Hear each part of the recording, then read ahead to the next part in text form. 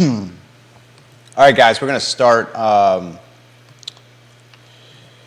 the I Love CVille show here in a matter of moments. Judah's getting the headlines on screen. Seems to be a little bit of an argument over there on Market Street between some civilians walking by. Give me a heads up when you got those headlines on screen, and then we'll start the show there, J-Dubs. Some topics I want to cover today. The trespasser that had Charlottesville City Schools on lockdown had a lot of people scared. And look, there's limited things, especially early in like a set of circumstances, that the police can say because they don't want to risk the investigation. But like the initial press release or the initial notification from police was this trespasser essentially had 3 schools on lockdown, and we didn't know a lot else. And a lot of people were real nervous about that. So I want to just talk about the process. We're obviously not pointing fingers. If anything, we should give Mike Conscious and the Charlottesville Police Department some props. We have not had a spate of violence of late, as Judah likes to call it. It's been pretty safe from a violence, especially guns. We'll talk about the trespassing incident that had 3 schools on lockdown on today's program. We'll talk about the bomb threat at the Rivanna Ridge Shopping Center. I don't think a lot of people know that shopping center, the giant shopping center on Pantops, is even called the Rivanna Ridge Shopping Center. We'll talk about that on today's show. Laura Fauner gets a tribute in the CVille Weekly about owning Siren Restaurant outright. Hunter Smith is now out of Siren Restaurant. If you pass Brasserie Saison on the downtown mall, you see a huge sign in the window that says it's new ownership, insinuating that Hunter is out of Brasserie Saison.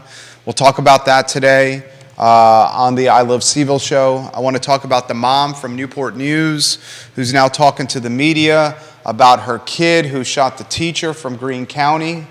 I want to talk a new candidate for Albemarle County School Board. I mean, it's a busy show, real busy.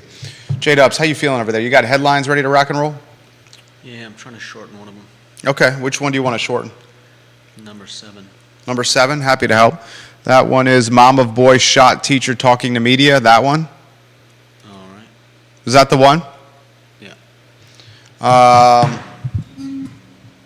Just call it boy mom. Actually, that wouldn't work because she didn't shoot the teacher. Talking now. Just say talking now instead of to media. There you go. We got a new school board candidate ready to rock and roll. Albemarle County School Board, Rebecca Berlin. She sent me an email. I'll highlight it on the program. Things are looking fresh. Questions coming in. Give the show a like and share anywhere you are watching. We really appreciate your participation. J-Dubs, you ready to rock and roll? Yep. All right, I think I am ready as well, my friend. Look at the screen for the headlines. We got to give some props to Castle Hill and their 231 festival, right, Judah? Definitely. We'll talk about that today as well. All right, let's rock and roll when you're ready.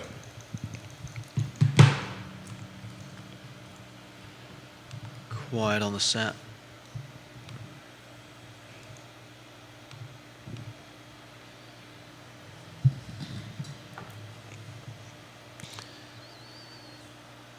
Guys, welcome to the I Love CVille show. I'm Jerry Miller. Thank you kindly for joining us live in downtown Charlottesville today in the Macklin Building in a show that is dynamic and encourages your participation. We take topics that are national and global and we localize them. We take topics that are local and we localize them even more. The show is all about Charlottesville and Central Virginia. It might be called the I Love CVille show, but in this particular circumstance, it's a Central Virginia region that we focus on, a 300,000 person market. This market is unlike many others, and it's unlike many others because of the economic insulation we have here. That economic insulation is good for jobs, that economic insulation is good for housing and appreciation of value. It's good in a lot of circumstances for small business owners. What that economic insulation is not always good for, though, is cost of living. It makes the area expensive. When you have a market that is protected because of the wealth, because of the university, the science, the technology, the engineering, the math, the finance, the hedge fund, the speculation, the private equity, all that here makes this market damn good and super strong. And it certainly makes it expensive, and that number is getting even more expensive.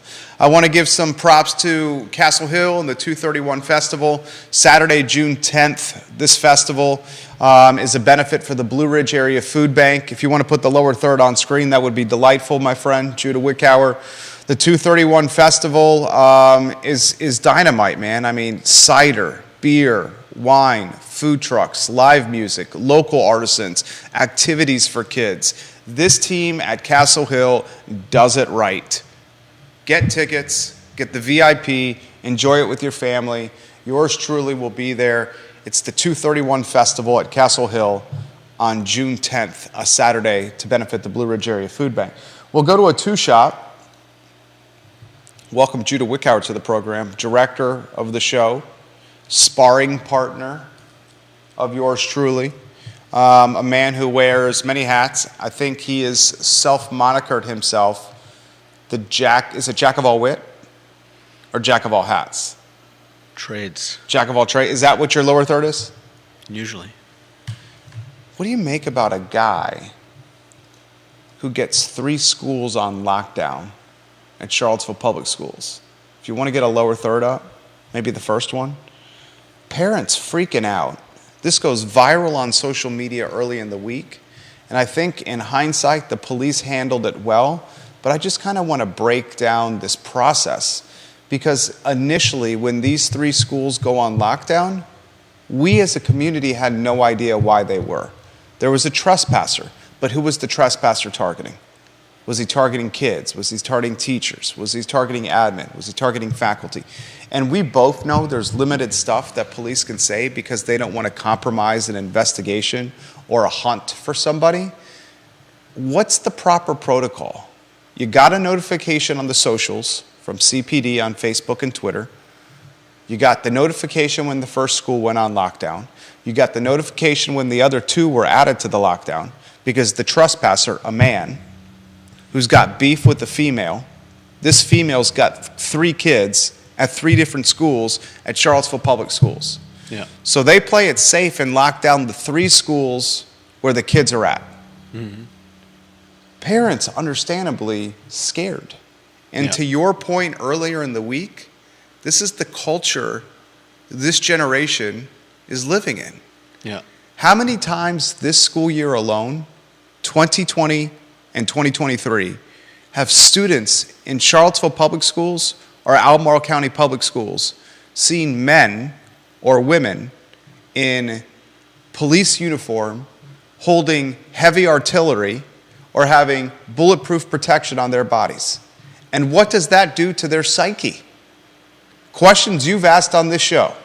Yeah. Would you have handled it differently? And Kachis and the Charlottesville Police Department, we got to give them props. Have we noticed in this community how we have not had much violence in the headlines of late? Right. We have not had much gun violence. It's been quiet on the police blotter. Okay? So police department, we're giving you props for a job well done. What do you make of the trespassing story, though? I mean, I don't know much about how the alerts went out. I just know what I read about it yesterday. But yeah, I mean, there's only so much they can talk about, and they may not always have a clear idea of what the situation is when something like this first starts happening. So to attempt to keep everybody as informed as the most informed person on a particular subject Is an impossible task. Yeah. Yeah. It's Not an only is it impossible task. impossible, but it's a waste of resources. Yeah. And the sad thing is that we live in a time where people expect this, and that's not saying That's not a bad thing. I'm not I'm not saying anything against parents and anyone else wanting Information about their wanting kids' safety. access to information like Yeah. this, but we've come to expect, immediate response, immediate information, immediate feedback, and sometimes it's just not feasible. Are we victims of our own innovation? Technology and social media have caused word, like a trespasser on school grounds, 3 schools on lockdown. That phrase on Tuesday afternoon was viral in Central Virginia, and parents at CPS, parents at Charlottesville High School, Greenbrier, and Burley were scared. Are we victims of our own innovation, success, and technology, where we've gotten so amazing, human and mankind, and getting the word out about stuff thanks to phones and technology and social media, that we now expect the same kind of response in every circumstance? I mean, I don't know if I'd call us victims. I mean, I'm sure this has been the case throughout history. Forever. As things have changed, and new ways of doing things have overtaken old ways of doing things. We've had to adapt and change our way of thinking. We all know that technology is outstripping our understanding, which is a little bit worrisome. But at the same time, I think it's just here's the interesting. We're just in a period of learning. Johnny Ornalis, thank you for sharing the show. Johnny, thank you for that gift card to Guadalajara. It was fantastic, Johnny Ornalis. You made my family's day. Amen. On the 6th of May, when we went out with our little boys for lunch at Guadalajara. Vanessa Parkhill, Earlysville, welcome to the program. The interesting thing about this story is Greenbrier, Burley, and Charlottesville High School, Buford Middle School. I've been calling it Burley, Buford. These 3, Greenbrier Elementary, Charlottesville High, and Buford Middle, Judah, they will have an officer posted at the school for the rest of this week. So essentially a makeshift school resource officer at the door of these 3 schools for the rest of the week. I heard it was more than one. Well, for the rest of the week. Now we have a lot coming here. Minimum 1 will be at the door for the rest of the week, which I think that's a good call. That's absolutely a good call. This is a perfect segue into the next topic. Which school system has had the more difficult year? If you want to update that lower third. You got Charlottesville Public School or Albemarle County Public School. Which system, adjacent school systems, has had the most challenging year? I mean, any way you were going to slice this close to getting out of COVID, the year is going to be challenging. You're going to have behavior problems. You're going to have adjustment problems. But which of the 2 have had the most challenging year? ACPS, I'm going to highlight some of the challenges. Some of the challenges are common to both. Bus driver issues for both.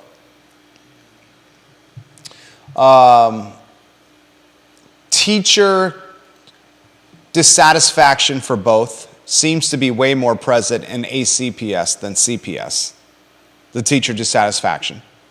And the dissatisfaction rests with leadership and quality of life as a teacher. Okay? ACPS had the JV football team, locker room, hazing, assault incident in the fall, right? You got the numerous fights and brouhahas at the high school that have been documented on this show pretty quite clearly on this program.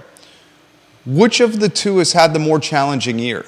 Interestingly, the bus driver shortage impacts the county school system way more than the city, because the county is much larger and has much more geographical territory to cover.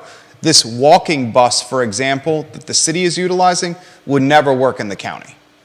Yeah. Which one do you think has had a more challenging year? I mean, I'm just going to pick ACPS. What are you basing it on? Nothing. Just picking something, basing it on nothing.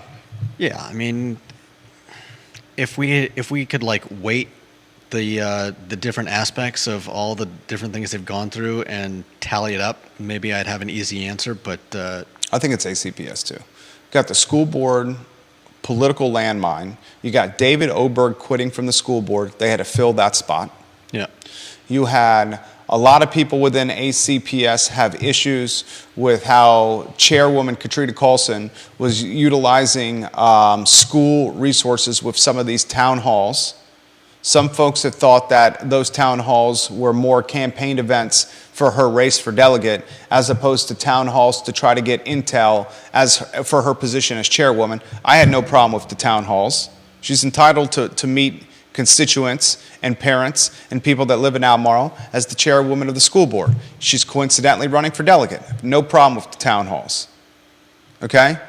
You've had collective bargaining, huge problem over the course of this year with ACPS. Hopefully we're heading to some promise and some potential with that topic with collective bargaining. Thanks in part to Johnny Ornalis's beautiful better half watching this program who's led this charge. Mary McIntyre watches the show from time to time. She's led the charge as well. But I think if you compared the two side by side, ACPS certainly has had a more challenging year than Charlottesville Public Schools. ACPS has had issues with rebranding and renaming schools.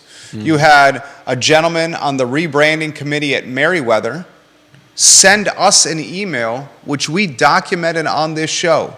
He's on the rebranding committee at Merriweather Elementary, and he said he initially got on this committee because he was told it was a committee that was going to consider whether or not to change the name Merriweather Lewis.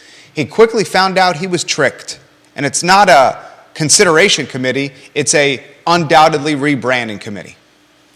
So many chapters or so many episodes to the ACPS soap opera. Yeah. And CPS can legitimately say this: ACPS has overshadowed us this year.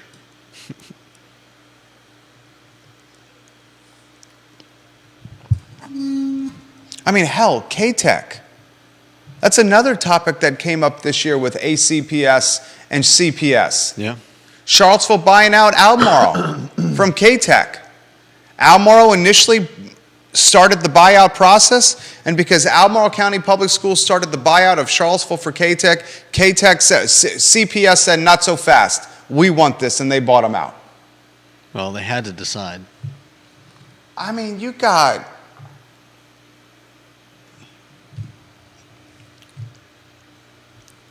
And it's just the beginning. It's just the beginning. Of...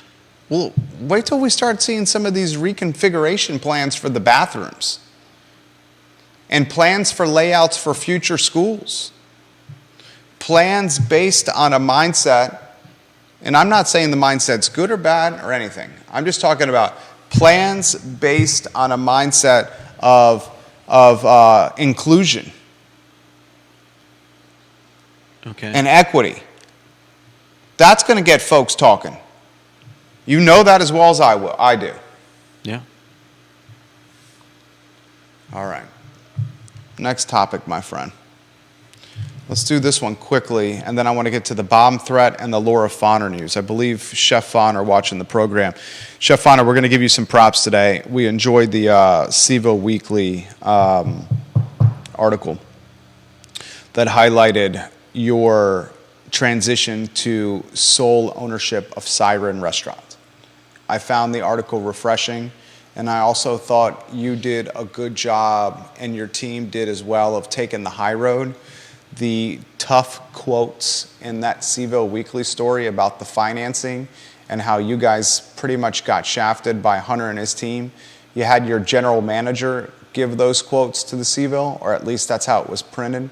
And I thought she did a great job with her quotes of not throwing him under the bus, but still holding him accountable. Did you read the article? Is it a more recent one? Yeah, on the CVO. Came out this week. It was excellent. I want to highlight a couple of talking points from it. First, two pieces of news I need to get out. I got an email yesterday from Rebecca Berlin. She sent it yesterday at 10:32 p.m. She said, Jerry, I am excited to announce that on Friday, April 29th, I filed the paperwork to run for the seat I currently hold on the school board for the Whitehall District. Please see the attached document for my background, belief statements, why I am running, what my priorities are, and what I have learned being part of the board to date. Remember, she filled in for Oberg. This is the David Oberg appointment. If you want to get the lower third on screen update. She said, I will soon have a website. You're going to be able to find the website at rebeccaberlinforschoolboard.org.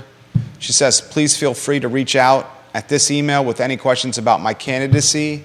And I'm working on a date for a formal announcement at the COB, and we'll let you know what is scheduled. Thank you.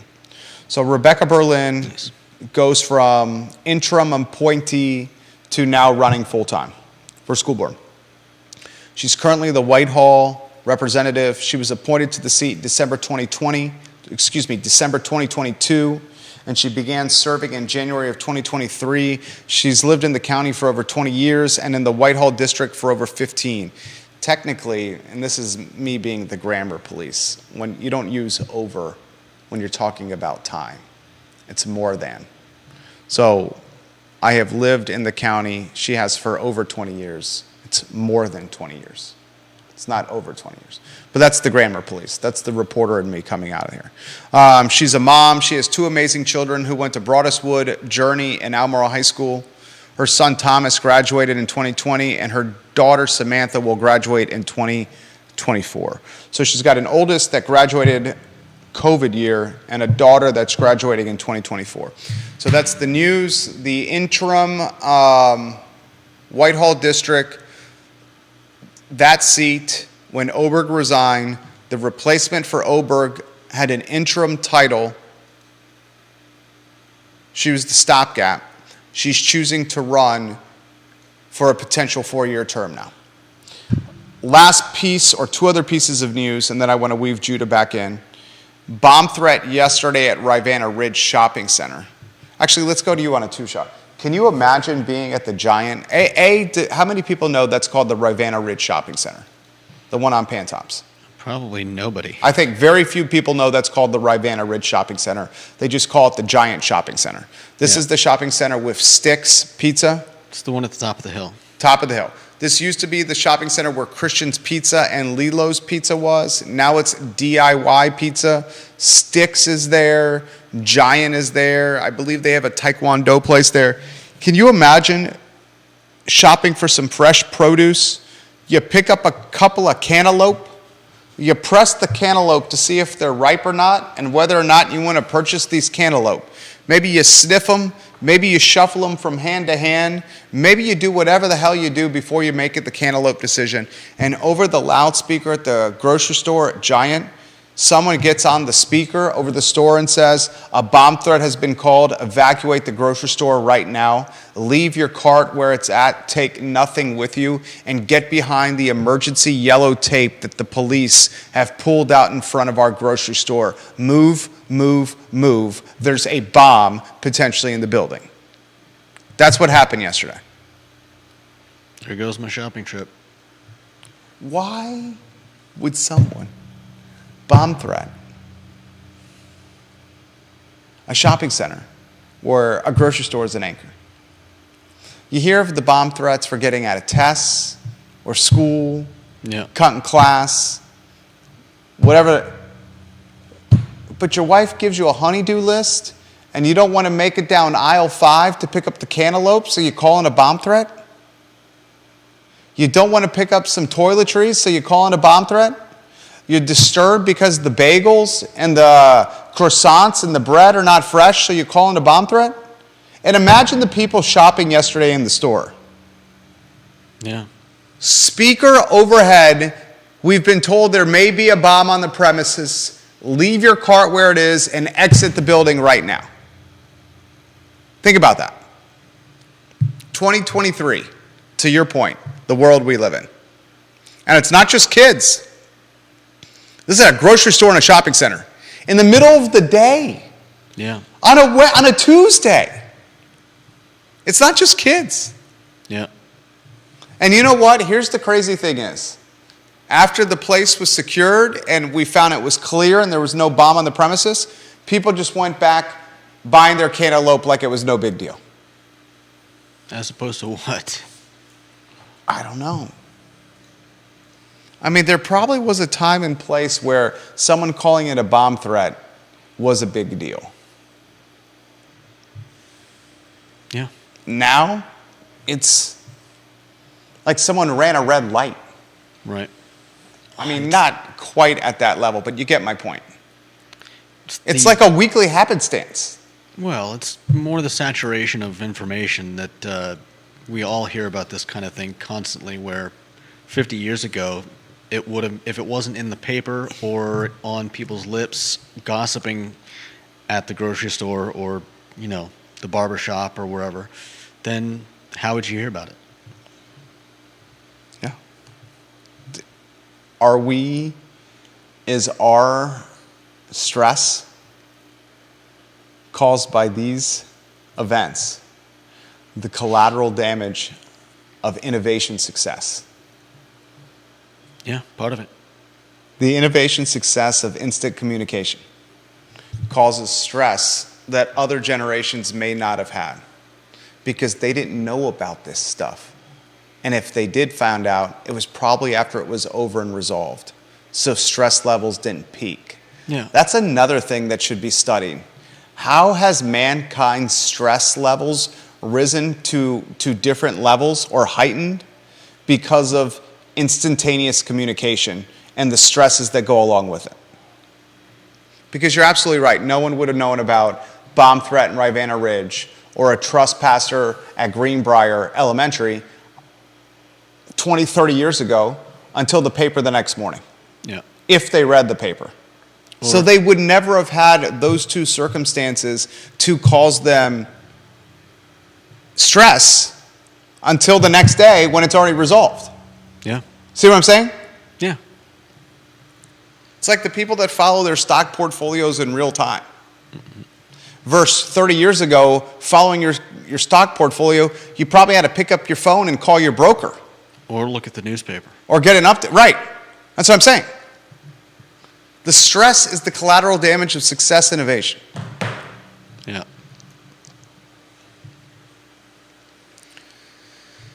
Oh, man. All right. 2 topics left, and then we'll get to your comments. Put your comments in the feed. Albert Graves, we'll get to your comments. Kevin Yancey, Bill McChenzie, we'll get to your comments. Let us know what you guys want to talk about. Share show ideas with us. And we'll gladly relay some of your ideas on the show. Ginny Who is watching on Twitter. What's up, Ginny Who? John Blair, hello. Let's give Fonner some props. Is Fonner watching right now? Laura Fonner? I know I saw that she liked the show. CVille Weekly, if you haven't read the article from the CVille Weekly, you should. I was impressed with the writing of the article by the journalists. The headline's called Shored Up, S-H-O-R-E-D up. The author of the article is Carrie Messler. And this article basically is like the flip book of Laura Fonner at Siren and since COVID. I mean, I've talked about this on the program here. She was the heir apparent to take over Dooners and be the owner of this beloved Ivy institution. Executive chef, when you thought Dooners, you thought Laura. And she was ready to take it over. I mean, the plans were in motion. COVID changed everything. Retirement plans get all muddled up. And the heir apparent to take over Dooners doesn't have such a clear track to take over ownership of this restaurant anymore. So next thing you know, you're kind of in a state of professional purgatory. And when you're in a state of professional purgatory, especially during a pandemic, and that's what Laura was, she was in professional purgatory during a pandemic, uncertain of what to do. The decision she made was a business relationship with Hunter Smith, who at the time had all the I's dotted and T's crossed, and at the time had an empire that seemed to be booming. Yeah. The relationships initially started with the food truck Dumpling. And Laura's dumplings are amazing. Yeah, I mean, She's brought them to us twice. She used to just make them at home because she was bored. Homemade dumplings she brought and dropped to us, and we ate them. And Laura, your effing dumplings are fantastic, Laura. Remember when you dropped them off and made them for us here? I took them home to my wife, and she said, these are the best dumplings I have ever had. She handmade them. Mm-hmm. But I'm going to tell you this.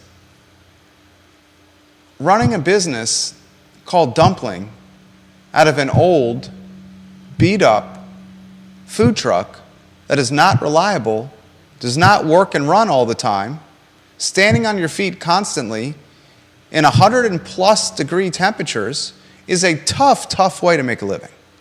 Yeah, no It's doubt. a tough way to make a living.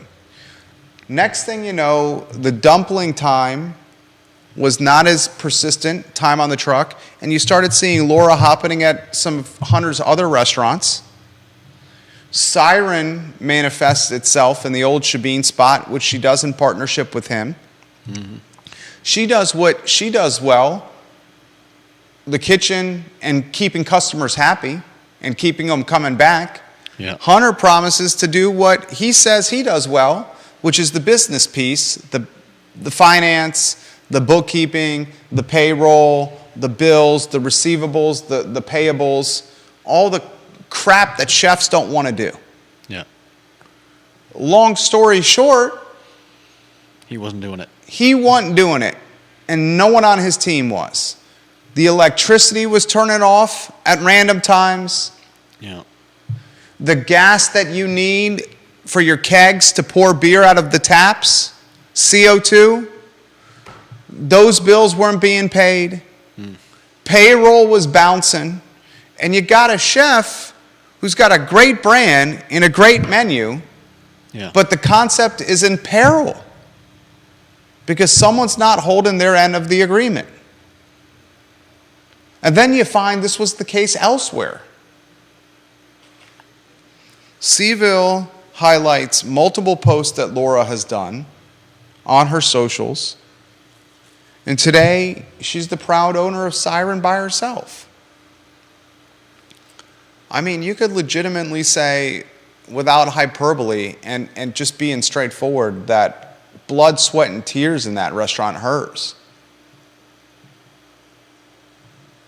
It's a success story. It's a love story. It's a story that has heartbreak. It's a story that has crisis and conflict. It's a story of hope and entrepreneurship and dreams. It's a story of divorce. It's a story of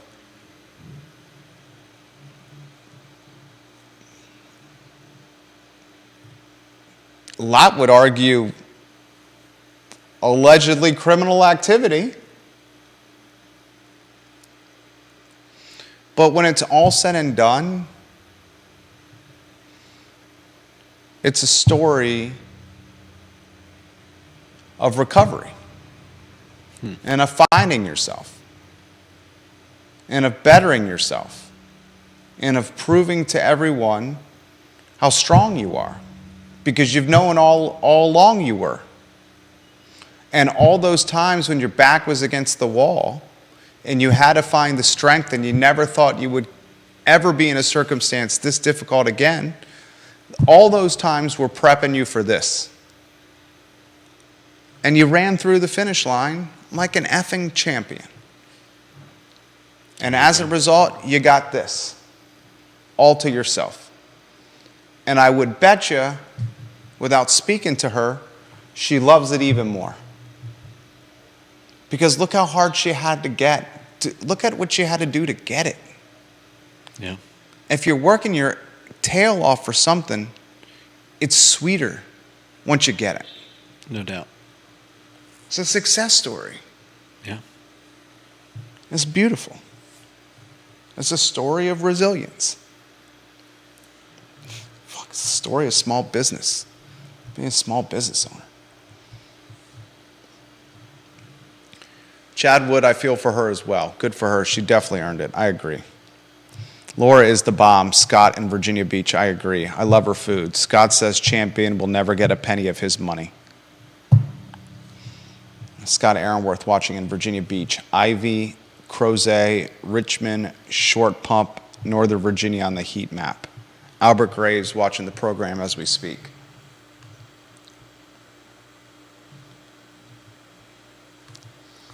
Carol Thorpe and Lisa Costello. I'll get to the comments here in a matter of moments.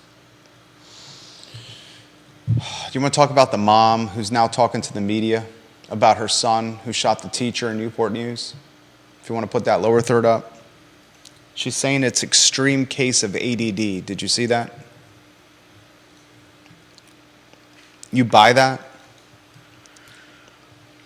This is the story. I'll get your take here. The teacher that got shot in Newport News, kindergarten or first grade, it was one of those two grades. The kid was 6. Little boy gets the gun from his mom at the house, at their house. Mom says the gun was in a box locked on a top shelf. How a 6-year-old boy got to a top shelf and unlocked the box is a question we all should be asking. The little boy then gets the gun from his mom. Mom purchased the gun legally, gets the gun from his mom without her knowing, and manages to sneak the gun into elementary school. This is a 6-year-old boy. He has a gun. Where's he going to do it? In his waistband? And Is he going to put the gun in his Spider-Man lunchbox? Is the gun going in his Captain America backpack? Will the gun be going next to his Wolverine thermos? How is a 6-year-old boy sneaking a gun into the school? In his waistband? Especially with a serious case of ADHD. My kid is this age, our oldest.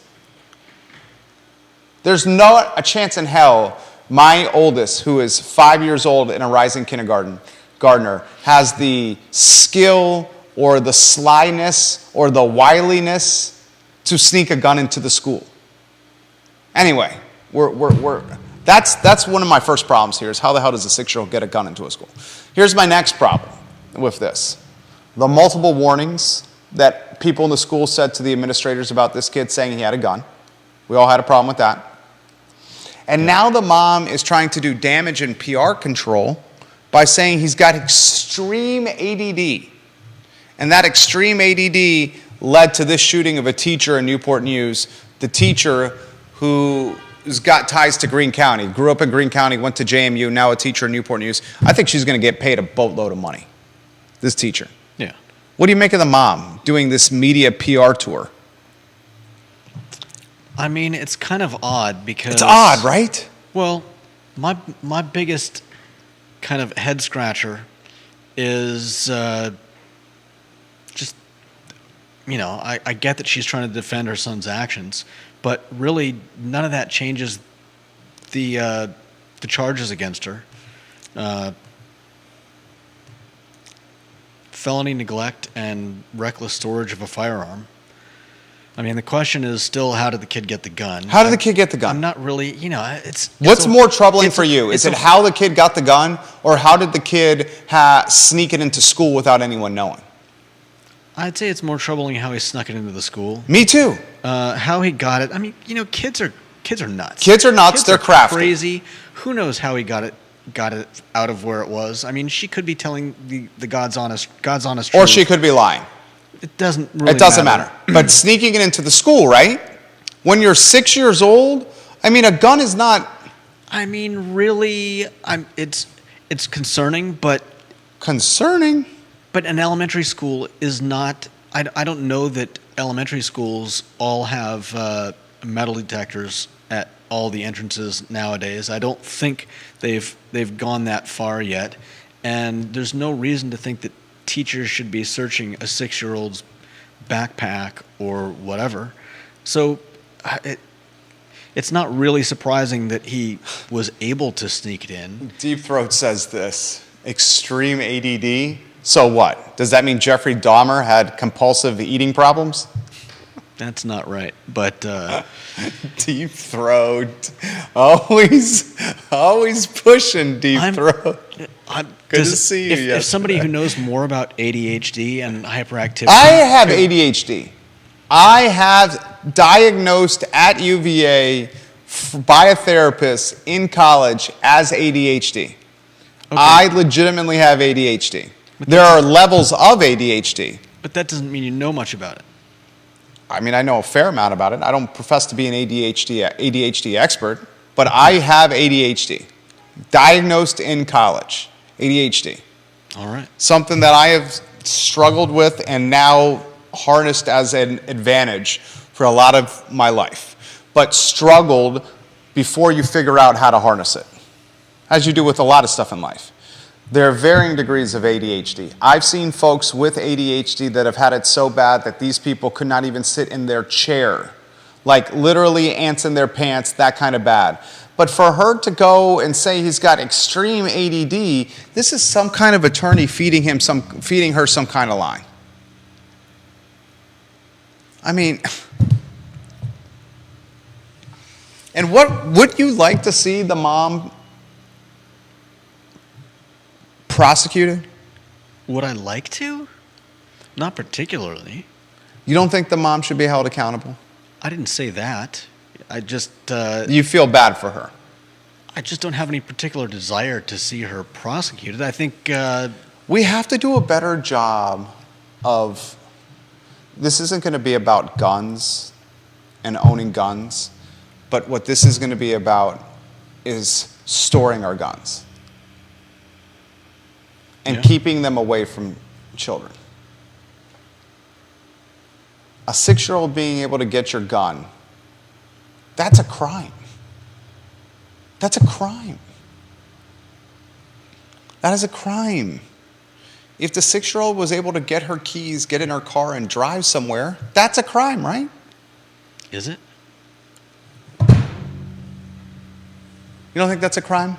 A neglect of some kind? A 6-year-old taking the keys from his mother, getting in the car that the mom has, and driving away while the mom's supposed to be watching the kid? That's a crime. Is it? Yes. Is it? Neglect? Endangerment? I mean, okay. Parents have to protect their children, right? Sure.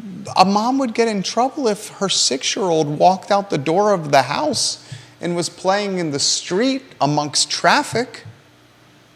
If she would get in trouble if the 6-year-old walked out of the house and was playing in the street amongst traffic, should the mom not get in trouble if her 6-year-old gets her gun and brings it to school and shoots his teacher?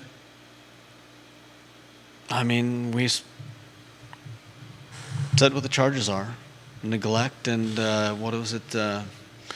I would bet, Bill McChesney, you are 100% right. He says, I would venture a guess that this young man was a constant disruption and creator of turmoil in the classroom daily. I 100% would bet you are 100% right. He also says, some say the worst ship that ever sailed is partnership. Laura Fonner and Hunter right there, the partnership. Albert Graves says gun owners must be responsible with their guns and take responsibility for their actions that happen with their guns. Exactly. Amen, brother. Yeah. He also says what kids see within the environment they grow up and live in is how they will act in public. That's fair. That is fair. Carol Thorpe says, Jerry and Judah, can we please permanently extract the word hazing from what happened in the Albemarle High School locker room? A young man was criminally sodomized, I will add the word allegedly, with foreign objects by his fellow students and changed forever. That's how it should be described so that its gravity is never mistaken or lost. That's fair. We know that kids were charged. It's still very clandestine. Lisa Costello says, my son has ADHD and autism. I was advised to get my gun out of my house away from my son, and I did immediately. She says, I can see Jerry with ADHD. Judah, you do not have ADHD. No, he does not. No, I do not. No, he does not. I certainly do.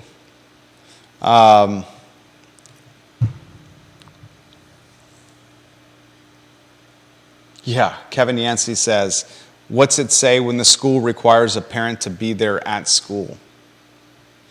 There were requirements of this young man in Newport News where parents had to be present at school frequently. Well, then it's definitely not a lawyer telling her to say her son has ADHD. You don't think so? Well, it can't be both. He can't. I think someone's in her ear saying, you better push this on some kind of like... Well, either he does or he doesn't. If he requires a parent in the class with him, then I would guess Well, that the parent in the class with him was from previous issues he's had in the school. Okay. I mean... But surely other issues is just acting up. ADHD. Yeah, probably. I mean, that's probably the base. That's the base of a lot of bad decision making. Yeah. Because the ADHD creates a more likeliness to be,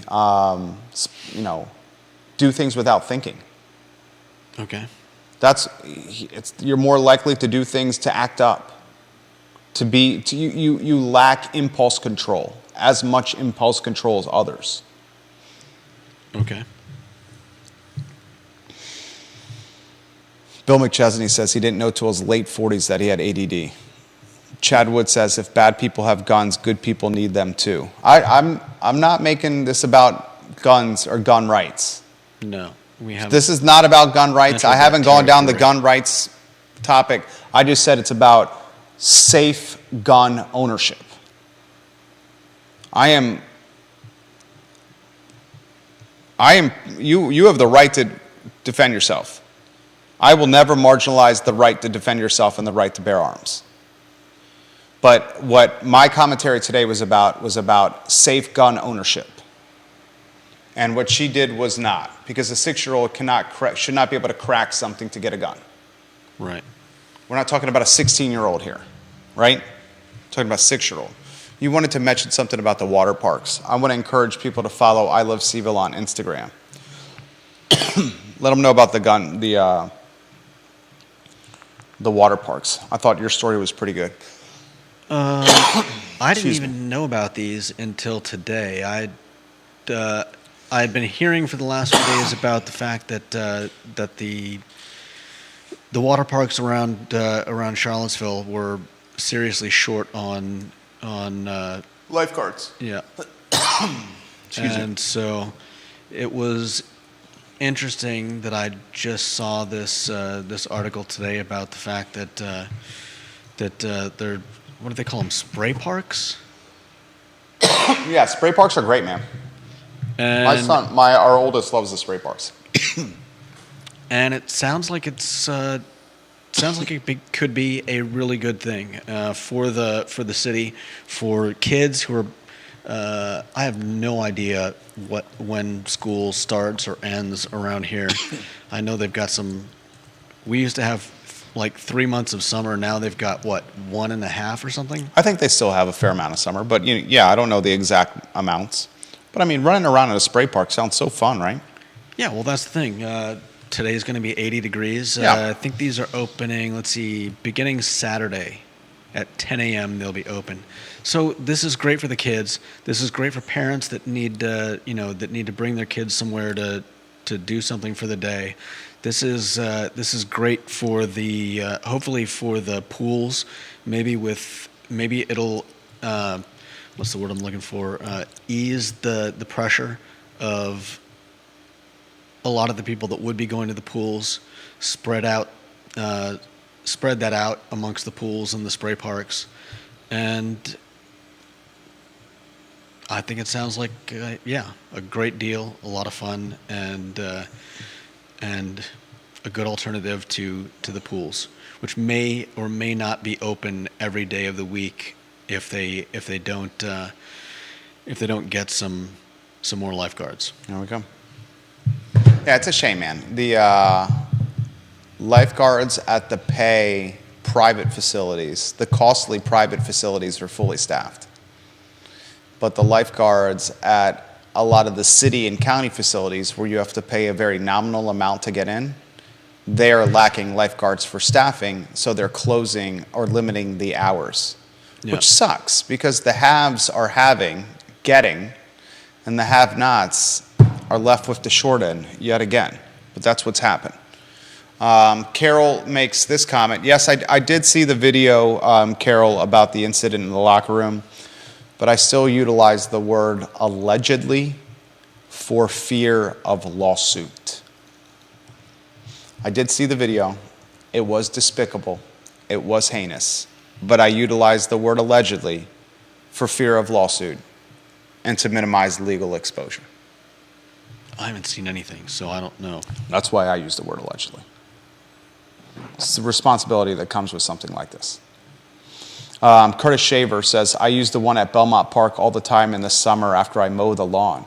Oh, Curtis Shaver. You might see Curtis Shaver cutting the grass in Belmont. Is that a spray one or A spray part. yeah? Nice. Curtis Shaver cutting the grass in I don't know Belmont. that I've even He's seen going to have a couple cool Bud Heavies, ice cold Bud Heavies after cutting the grass. And then after he's finishing drinking that ice cold Bud Heavy, the second one, he meander and moseys on down to the spray park in Belmont. He takes off his shirt, takes off his shorts, keeps his boots on, puts his arm in the air, and just shakes his body as the spray hits his chest after cutting the grass. Curtis Shaver. That's what he does.